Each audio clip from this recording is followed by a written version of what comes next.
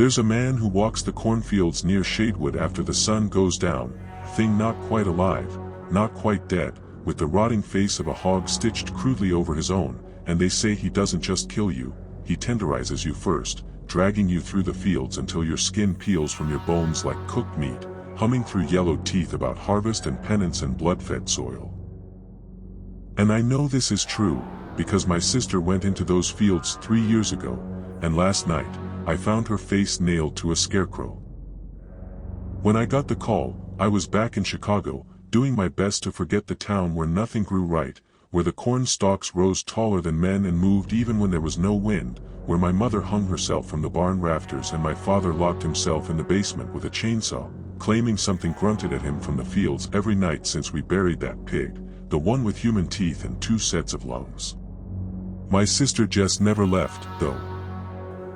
She stayed behind to care for the land, or maybe to punish herself for something none of us dared to speak about, something that happened one summer when the well water turned red and she stopped sleeping at night, whispering to someone on the other side of the window even though her bedroom faced the corn, not the road. She vanished 6 days ago. Sheriff said she probably ran off. But I knew better. When I arrived, her front door was open. There was no sign of a break-in, no overturned furniture, no blood. Only a faint trail of muddy footprints, small, barefoot, like a child's, leading from her bed straight out into the cornfield that stretched beyond the backyard, and something written in rust-colored smears on the living room wall, "Don't squeal."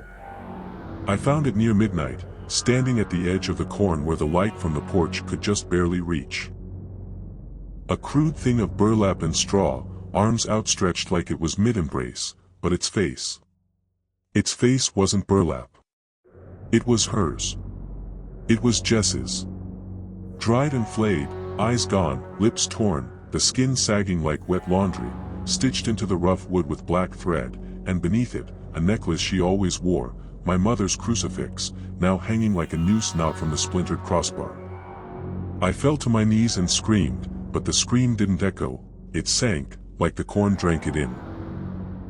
And from somewhere beyond the rows, I heard it, the low, wet grunt of a pig. Only it wasn't a pig. It was too deep. Too human. Like someone trying to remember how to grunt through a broken throat, the sound of meat imitating beast. And I saw movement. Massive. Heavy. The stalks parting like parting flesh, slow and steady, something pushing through with the patience of a butcher. I ran. God help me, I ran. But even as I did, I could feel him watching, smelling. Testing the wind like I was nothing more than walking meat waiting for the cleaver. I should have left that night. But I didn't. I returned the next day with a shotgun and a flashlight and more anger than sense, and I pushed into those fields with sweat in my eyes and prayers on my lips, and after what felt like hours of pushing through tangled green walls, I found the clearing. And in that clearing was the barn. It wasn't ours. It had never been there before. The wood was dark, wet, breathing, the nails all hand-forged and rusted, the walls marked with symbols carved deep with what looked like claw marks and teeth, and above the door hung a massive boar skull, cracked down the center, with black candles stuffed in its eye socket still flickering with fresh flame. Inside were hooks. Dozens of them. Some empty. Some not. Some held bones, some held skins, but 2 held bodies that still twitched.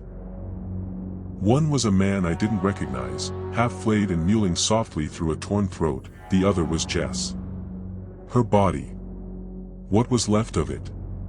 Her chest was split open, ribs bent back like broken wings, and her heart was missing, replaced with a fistful of corn husks, wet and slick and pulsing with something red that definitely wasn't sap. And behind me, the door creaked shut. Then came the squeal. Not high. Not loud. But deep, like it rose from the belly of hell. He was tall. Taller than any man I've ever seen. Built like an ox but with the gait of something used to crawling, dragging its limbs through wet earth, and his head, oh God, his head, was a massive pig's face, yellowed and rotting, stitched crudely to his own skull with thick metal wire, the skin sagging over his eyes, one tusk broken, the other gleaming with fresh blood, and beneath the mask, I could see flashes of human teeth, crooked and gnashed. Chewing nothing as he stepped into the barn with the sound of hooves on wood. He didn't speak. He snorted. Sniffed. Then he reached toward me. And I fired. Right into his chest. The blast knocked him back, but he didn't fall. He only grunted, looked down at the wound, and laughed, this horrible, wet, gurgling laugh that sounded like a drain choking on gristle. Then he moved fast. So fast I barely had time to duck before the cleaver came down and split the air above my head, embedding itself in the floor, sizzling like it had struck bone. I didn't shoot again. I ran. I ran until my legs gave out. And behind me, I could hear him squealing, chasing me through the rows, not with rage, but glee, like the hunt had just begun.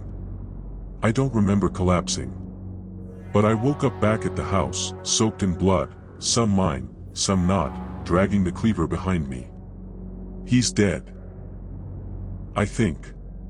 I buried him beneath the scarecrow where Jess used to play, drove the cleaver down into his chest, and poured gasoline on the grave until the dirt hissed like a snake. But the corn didn't burn. It grew. It pulsed. It sang. And last night, I looked out the window and saw something new. A new scarecrow. Not Jess. Me. My face. My face was staring back at me from the cross. Which means, he's still out there. Still butchering. Still feeding the field. And I don't think I ever left that barn. Not really. I think my body did. But my soul. He's wearing it. Wearing me. Like a mask. Warning, if you ever hear squealing in the corn after dark, if you see a scarecrow with teeth or a crucifix hanging like a noose, if you find a cleaver stuck in the dirt and the corn around it is taller than it should be, run. Because he's still hungry. And now he has my face. And next, he'll want yours.